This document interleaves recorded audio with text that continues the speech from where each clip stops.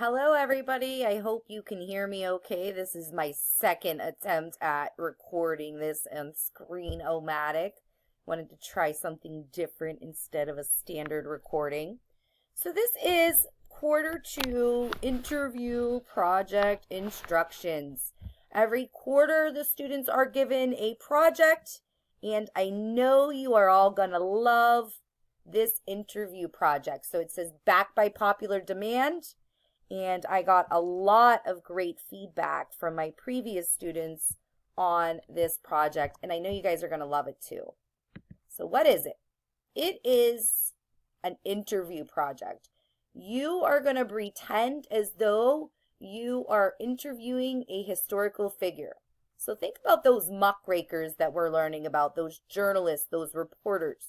You are going to pretend to either be a reporter or maybe just a student traveling back in time, and you are going to come up with 10 questions and 10 responses as though you were interviewing that historical figure. It is due no later than December 1st. Do I think you should turn it in December 1st? No. Don't procrastinate. Don't wait. Start today. You have all week this week. You have asynchronous days on Monday, Tuesday, and Wednesday.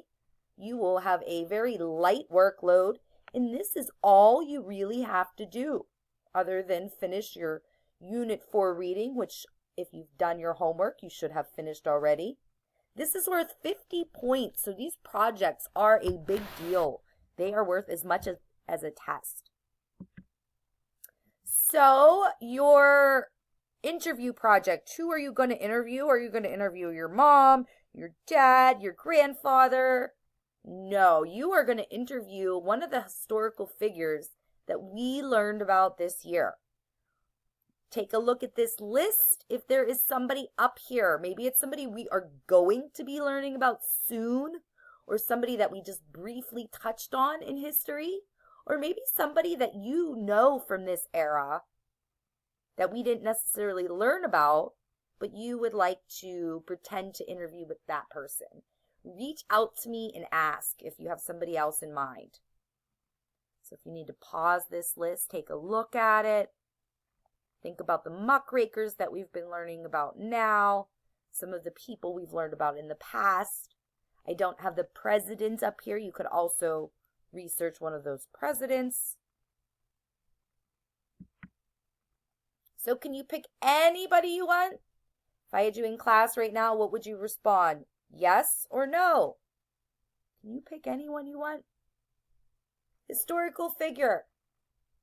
Can I interview Michael Jackson? What do you think Mrs. Hill's going to say to that? Well, you said to ask me. No, think about people from this era that we've been learning about. So you can't pick anybody you want.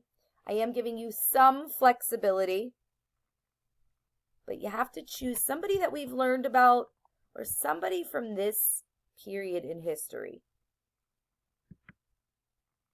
So then what? I pick a person. What do I have to do? How am I coming up with these questions?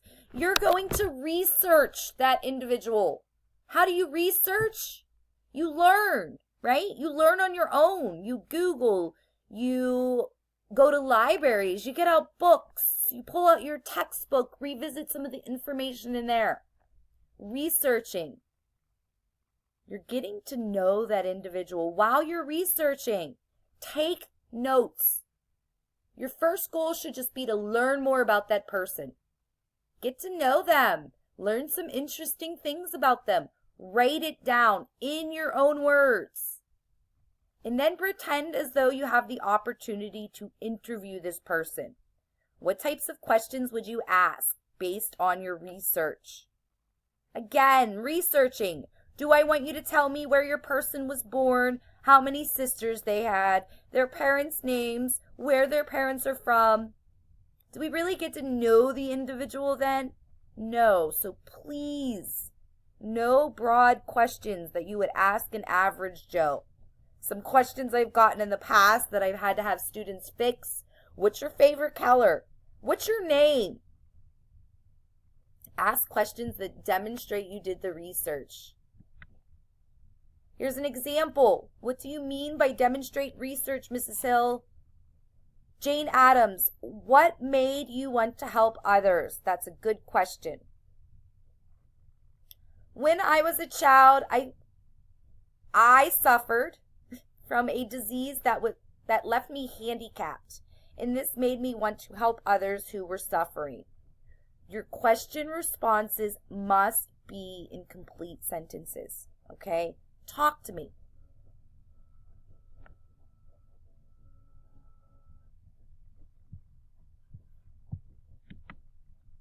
Questions you cannot ask. No questions that require only one-word responses. For example, what is your name? Henry. Well, Mrs. Hill, what if I put that in a complete sentence? I could put it, my name is Henry.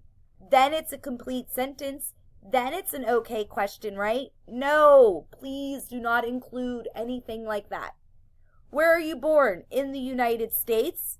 If you feel it's important to include where this person was born, maybe if they were an immigrant, it's okay to ask a question, can you tell me about your childhood?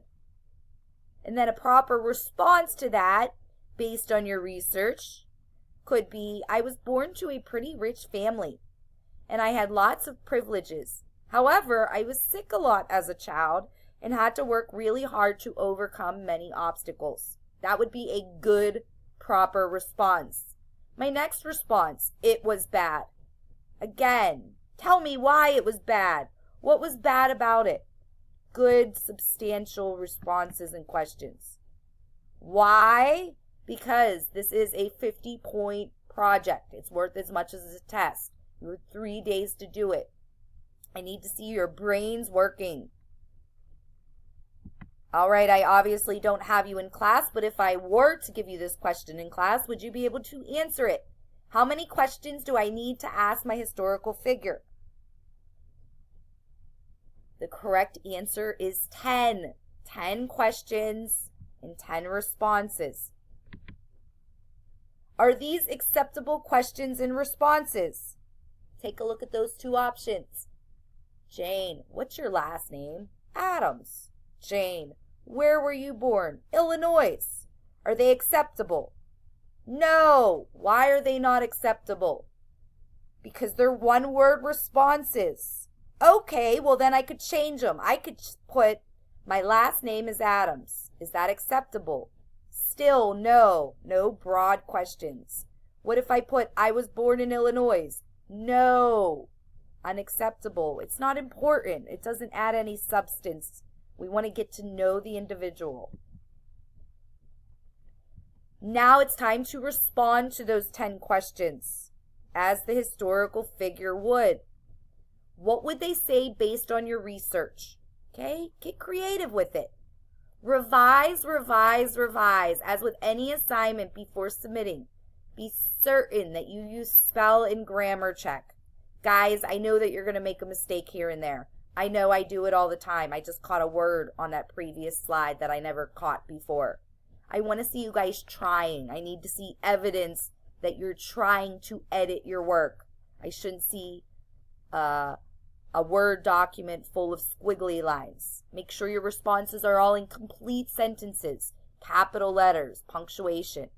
Also, do not plagiarize. Do not copy exact sentences from the internet. Also, make sure your learning coach has revised once before submitting your project. It's always kind of a good rule. Any big project, essay. Plagiarism is a big deal. If you are caught, you will receive a 0 on this assignment. You will then only have one chance to resubmit it in your own words. This is Agora's policy. Remember, what is plagiarism? It's presenting another's work or ideas as your own. Remember, when you're researching, write that stuff down in your own words. I will know if it's plagiarized. We did this plagiarism brain pop video earlier in the year. I would strongly recommend revisiting this video if you're still a little unsure about what plagiarism is. This is plagiarizing.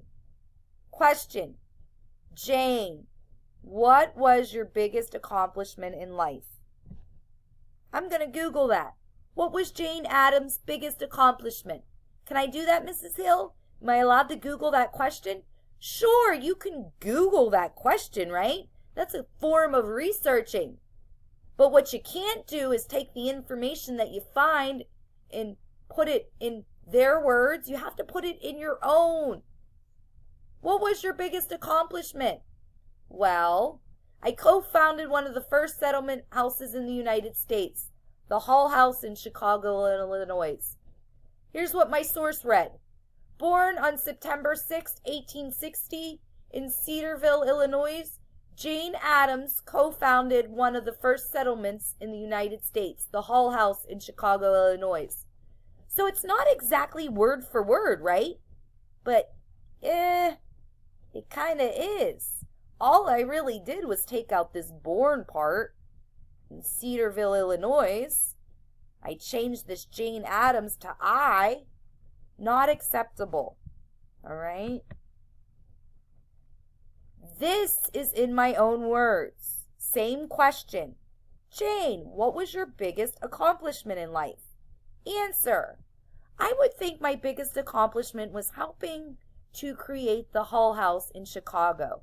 This was one of the first settlement houses in the United States. My source read, born on September 6, 1860, in Cedarville, Illinois, Jane Addams co-founded one of the first settlement houses. Again, same source, but do you see how I wrote that in my own words? Pretend as though you're that person. Which is plagiarizing and will result in a 0 for my grade. Again, the first one was A. It was word for word. All I did was cut off part. This one I reworded. I wrote it in my own words. Make sure you're putting it in your own words. Don't just change around a couple sentences. Read the information and kind of just say it out loud to yourself. Do not try to copy and paste and change a couple words around. Before you submit it to me, make sure that you can say with certainty that you did all of the following things. Do all of your 10 questions and responses demonstrate research of the individual? What do you mean demonstrate research? Just a little reminder. While you're pretending to interview a historical figure, and while this interview is fictional, your questions and more importantly responses must demonstrate that you did research on the individual. The responses must include factual information, something that I can research to find the answer to. Don't ask them what's your favorite food and just make it up, unless you really know about their favorite food. Did you type out questions and answers? Did you use spelling and grammar check? You're going to use Microsoft Word to type up your question and answers, or you can do it on a PowerPoint. I've even had some students do YouTube videos where maybe they had their brother or sister act it out with them. Did you write all responses in complete sentences? Did your learning coach revise once before submitting? Are the words in your own? I have 1 more minute left on this recording.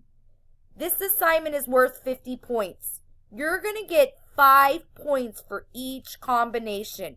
2 points for each question, 2 points for each response, and 1 point for correct spelling and grammar. Total of 10 questions, 10 times 5, 50 points. So if you give me 9, the highest amount you can get on this is 45 points. So how should it be done? It should be submitted in the assignment folder. It will be linked in on your class plan. You can do a simple Word document. You don't have to do it fancy, but you can. I'm running out of time, guys.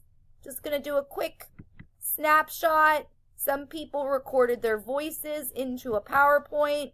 They don't have to